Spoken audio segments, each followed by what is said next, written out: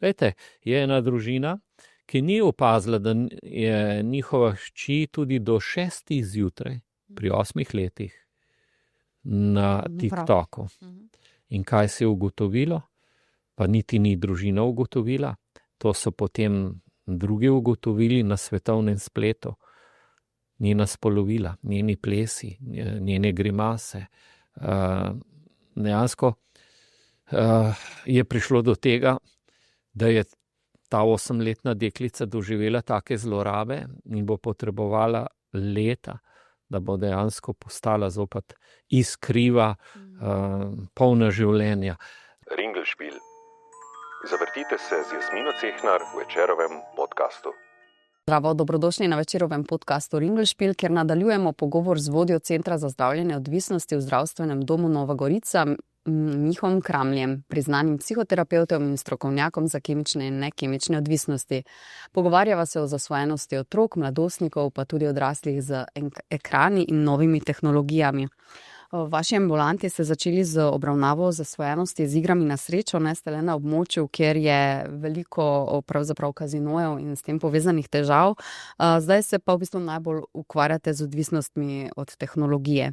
S kakšnimi otroci, najstniki se najpogosteje srečujete, ste že malo povedali, vendar pa kaj pa je tista najhujša oblika zasvojenosti, ki ste obravnavali?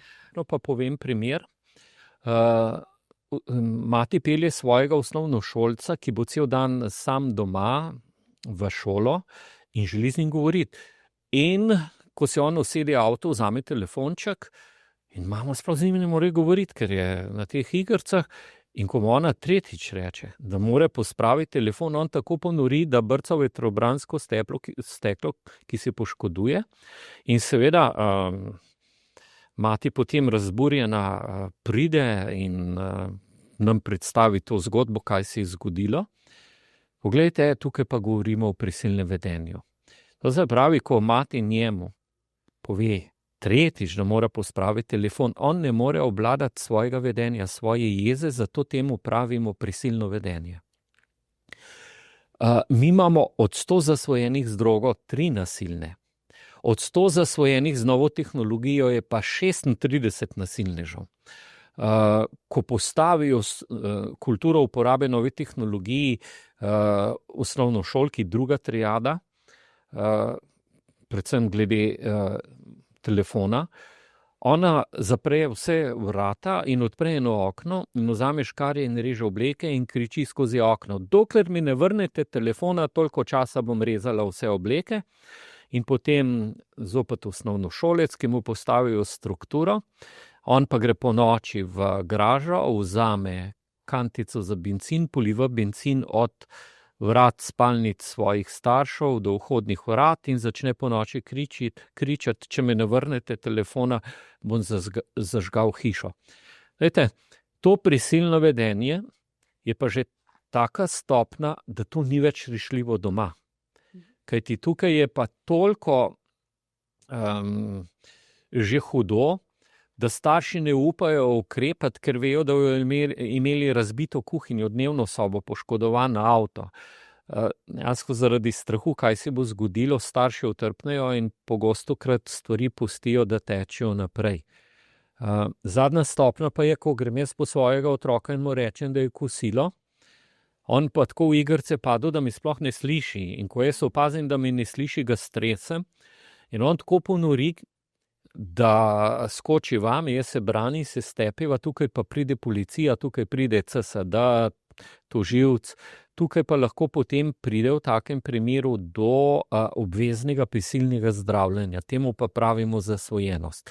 Prisilno vedenje ni možno doma rešiti, zasvojenost pa ukrepajo institucije, kjer je pa že pač država na potezi, da tega otroka in seveda tudi starše zaščiti. Tako da v Sloveniji trenutno nimamo sistema, kamor bi lahko otroke in tudi odrasle napotili na eno temeljito odvajanje. Imamo za mladostnike digitalni detoks, ki traja 3 do 6 tednov, kar je znatno premalo. Mi vemo, da niti življenje ne moreš upočasniti v 6 tednih, kaj šele, da bi vzpostavil abstinenco od nove tehnologije. Koliko je bil najmlajši pacient star? 8 let. Glejte, to je pa, zdaj pa, da pojasniva to, ne. Prej sva govorila o prostorski kulturi uporabe nove tehnologije. Glejte, mi imamo že 5-6 letnike, ki imajo v sobi vso kar sva prej rekla, telefončke, tablice. Glejte, je ena družina, ki ni opazila, da je njihova hči tudi do 6 zjutraj, pri 8 letih, na TikToku. In kaj se je ugotovilo? Pa niti ni družina ugotovila. To so potem drugi ugotovili na svetovnem spletu. Njena spolovila, njeni plesi, njene grimase. Dejansko je prišlo do tega, da je ta 8-letna deklica doživela take zlorabe in bo potrebovala leta, da bo dejansko postala zopet iskriva, polna življenja. Spadla pod vpliv spolnega predatorja ali kako? Veste, takih primerov zlorab je veliko. Glejte, delodajalci kličejo in povedo, poglejte, odrasli ljudje, vozi viličarja in ko vozi viličarja je stalno na telefonu in prihaja do delovnih nesreč, prihaja do poškodb takih in drugačnih.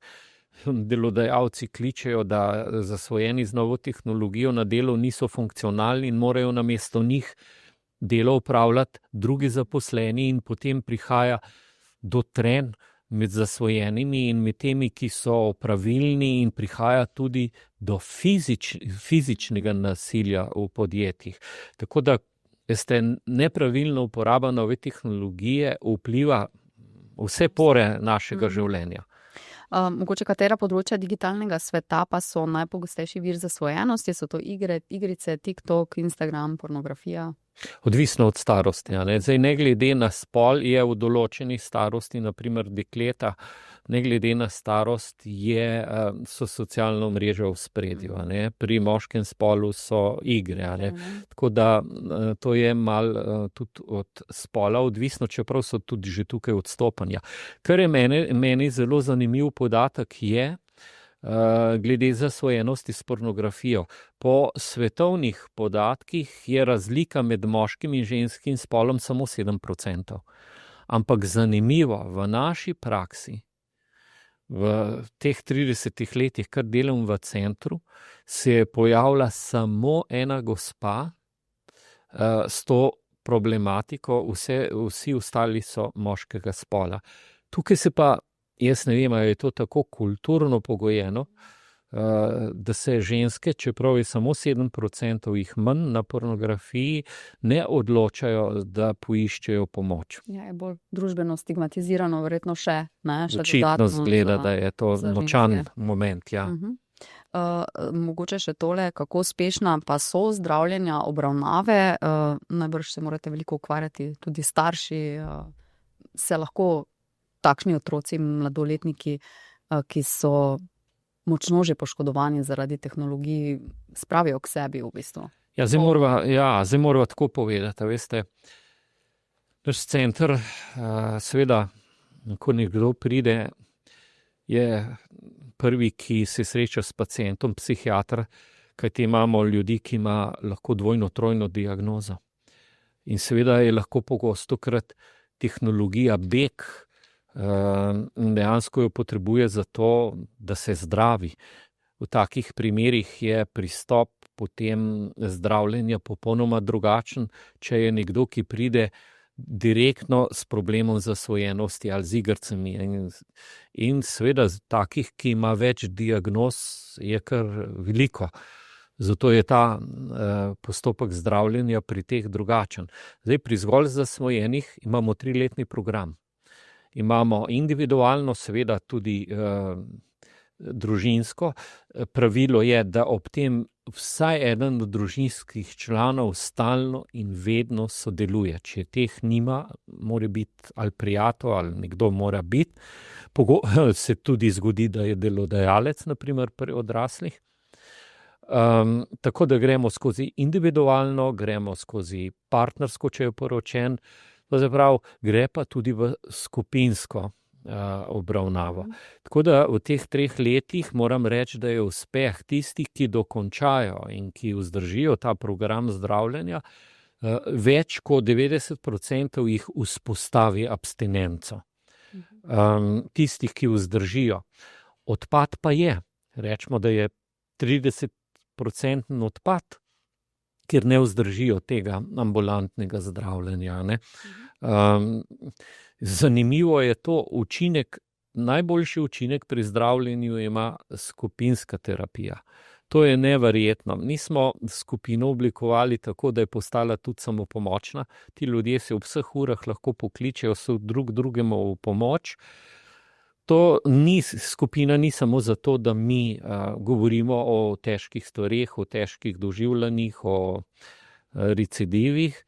Se srečujemo tudi na piknikih, tudi na pohodih, to se pravi, smo nekako tako drug z drugim povezani, veste, da se v vseh situacijah poznamo. Kaj bi rekli, kako globoka je kriza zasvojenosti s sodobnimi tehnologijami pri nas? Glejte, jaz ne bom govoril, veste, o tem še enkrat. Ko govorimo o zasvojenosti s tehnologijo, govorimo o človeku. Ne govorimo o novi tehnologiji, ker nova tehnologija je nekaj čudovitega, brez nje ne bomo mogli iti. Ampak naše notranje stanje, ki ga imamo v sebi, se v praksi materializira. Če sem jaz v sebi kaotičen, da sem vodljiv, bom na svetovnem spletu in v odnosu do nove tehnologije ravno tak. To se pravi, ker imamo vedno več nestabilnih ljudi, šibkih ljudi, bo vedno več ljudi imelo probleme tudi z novo tehnologijo, pa ni ona kriva. To se pravi, tukaj je moment, da mi moramo premisliti o novem sinopsisu v človeka. Mi rabimo nov sinopsis v človeku, ga moramo na novo naštudirati, namreč od rojstva pa do zrelega obdobja. Jaz sem zelo vesel, da mi je po 25 letih uspelo, da se v materinske šole, to se pravi v pripravi na rojstvo otroka, dati vsebine. Da starši, preden dobijo otroka, že znajo in zmorejo oblikovati družinsko kulturo. Da preden otrok pride v njihovo stanovanje, je staršem jasno, kako morajo novo tehnologijo uvajati, da otroka ne poškodujejo.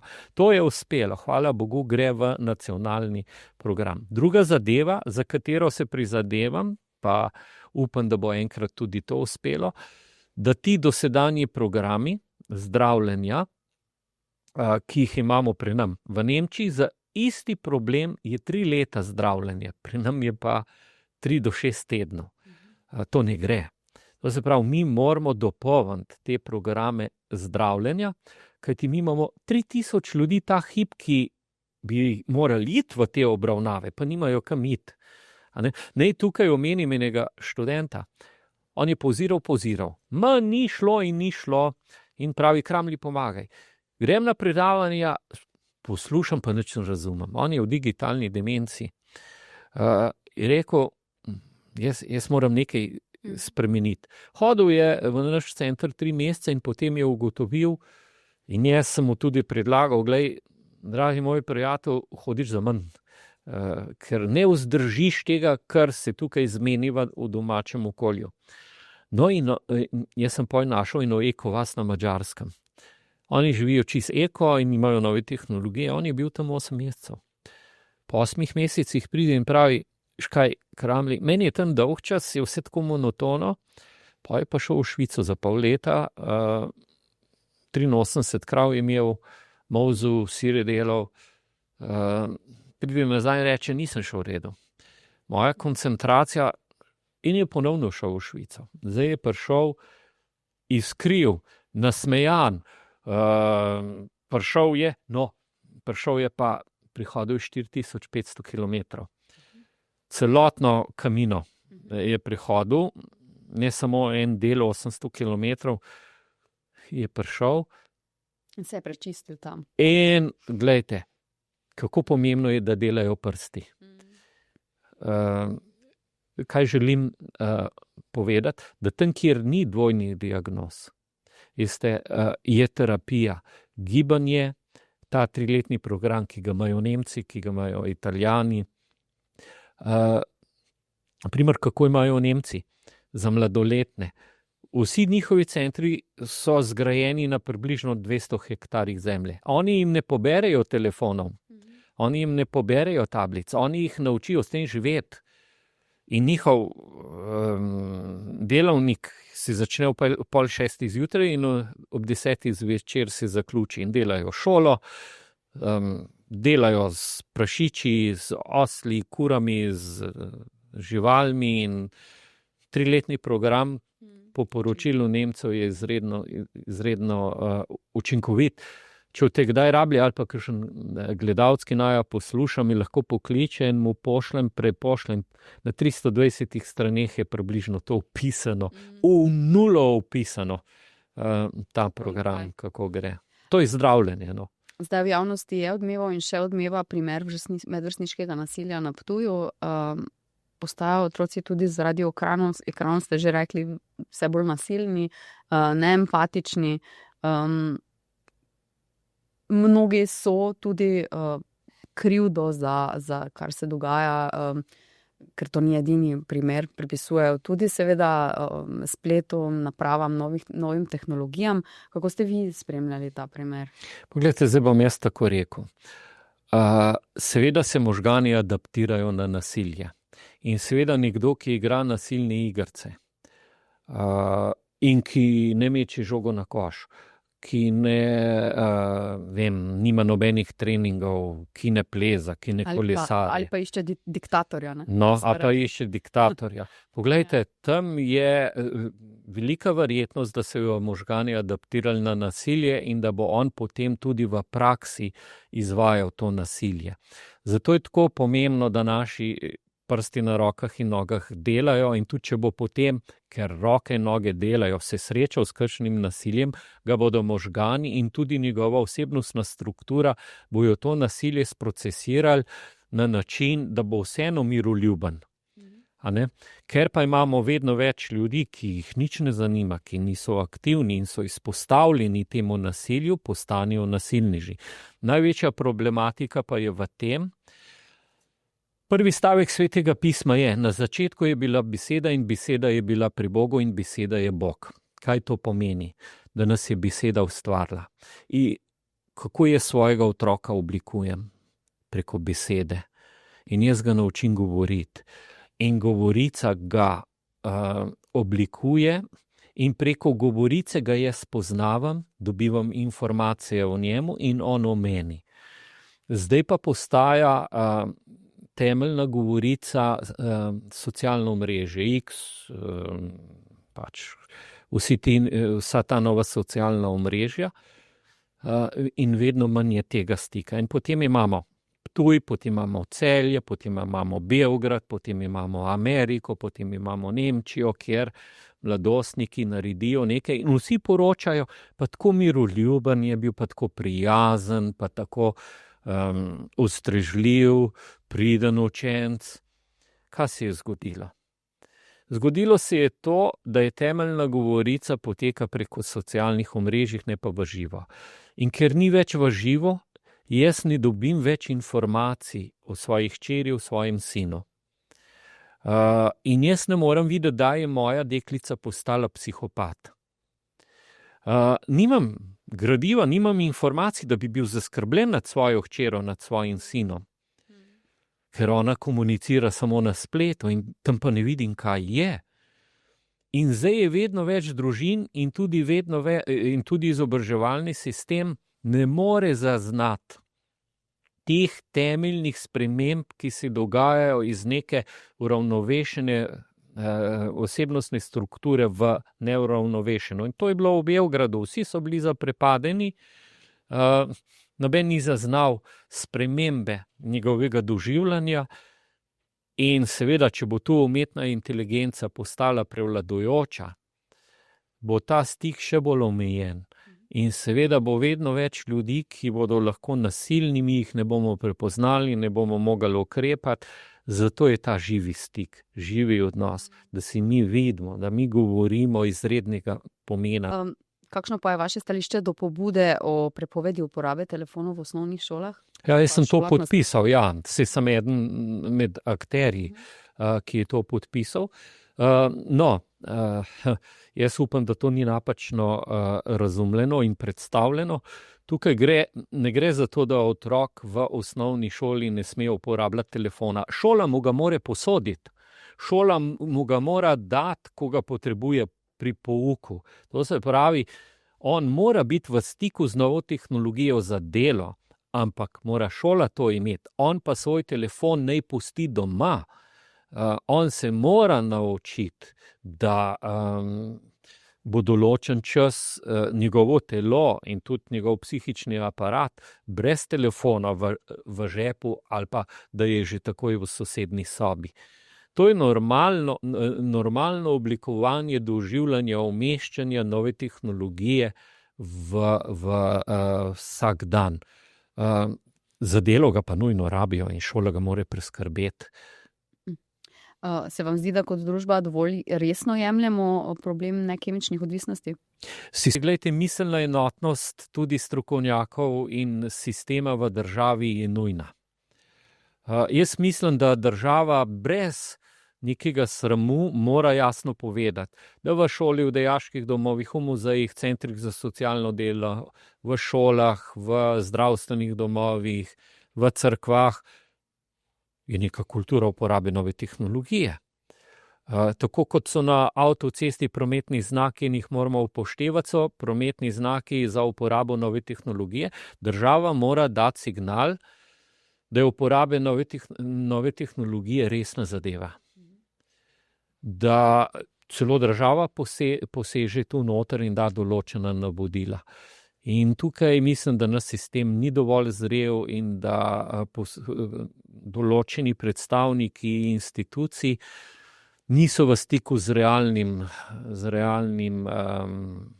kako bi rekel, Segom problema, ne? Tako, ja, in tu mislim, da potrebujemo prave ljudi na odgovornih mestih. No. Mogoče kaj svetujete poslušalcem, gledalcem, ki se morda v tem trenutku spopadajo z zasvojenostjo, bodisi svojo lastno ali pa s kom od bližnjih? Poglejte, dragi prijatelji, vsem nam se to lahko zgodi. Poglejte, zdaj, ker smo ravno v Mariboru, tudi obstaja Center za zdravljenje zasvojenosti. Tam je socialna delavka, ki se s temi stvarmi lahko tudi ukvarja. Potem imate kar nekaj institucij v Mariboru, ki se s tem ukvarjajo. Drugače imate tudi v bližini Ormož, pa potem imate v bližini tudi psihiatrično bolnico Vojnik, ker vem, da se tudi z nekemičnimi zasvojenostmi spoprijemajo. Drugače jih imamo pa iz Maribora, z Murske Sobote, iz Slovenskih Konjic, tudi v našem centru. Tako da prihajajo k nam vse povsod tudi z vašega konca. Poiskati pomoč ni sramota, če iščemo pomoč. Sramota je, če problem skrivamo. Ne? Srečujete se z težkimi zgodbami. Kaj vas pri vašem delu še vedno gane, presune in vam da občutek smisla? A veste, zdaj bom pa tako rekel. Jaz imam globoko vero in sem prepričan, da s trpljenjem in s koncem življenja ni vse zaključeno, ampak da se življenje nadaljuje v eni drugačni obliki, v drugi dimenziji in da se dejansko lahko človek dvigne iz tega v ene nove izkušnje in novo doživljanje. Cankar je napisal in zelo pomemben stavek napisal je, vame je prišla tista ljubezen, ki je edino močna dovolj, da človeka dvigne iz groba. In jaz sem prepričan, da imamo v življenju energijo, ki nas dviga iz tega življenja v nove dimenzije. In to mi da vero, in ko imam jaz ljudi pred seboj, ki so na dnu, in ko vem, da nič ne morem narediti, ja, jaz tega človeka v mislih objemam ga, izklopim vsa čutila in dejansko skušam nanj svetlobo, blagoslov deliti, ker če imaš zavezane roke, drugega ne moreš dejansko narediti. To je ena moja metoda, ki mi pomaga. Da ste se nazadnje sami zalotili, da ste predolgo strmeli v zaslon? In zakaj? Ja, ko mi je žena rekla, hvala za tako lepo jutro. Jaz sem bil na telefonu in sem surfal po novicah, nje pa nisem registriral, bil v odnosu z njo, ampak sem vzel telefonček in to sem je zelo resno vzel. In ta njen stavek mi je odmeva in mi je namreč nepravilna uporaba nove tehnologije lahko naredi zid med menoj in ženo. To sem, ko je ona to rekla, zaznal. In dragi prijatelji, ne te napake delati. Čisto za konec, kako se vi odklopite, kako skrbite za ravnovesje v svojem življenju? Moj cilj je, da skušam vsak teden prehoditi 70 km. Jaz sem si nabavil palerino, pa je tako obuto, da tudi če je dež, da vsaj par ur zdrži, da nisem premočen v noge. In probam, kolikor se le da, če nisem okrog, ker hodim neprestano okrog, predavati, če se le da, to potem tudi naredim. Ta hoja mi je res ena dobra terapija. V prstih in nogah, ne? Sva že rekla velikokrat. Hvala lepa za te misli, hvala lepa, da ste bili moj gost. Zdaj se mi zelo pomembno se pogovarjati o teh težkih in pomembnih tematikah, tako da hvala. No? Jasmina, jaz vam bom pa tako rekel, hvala za zaupanje.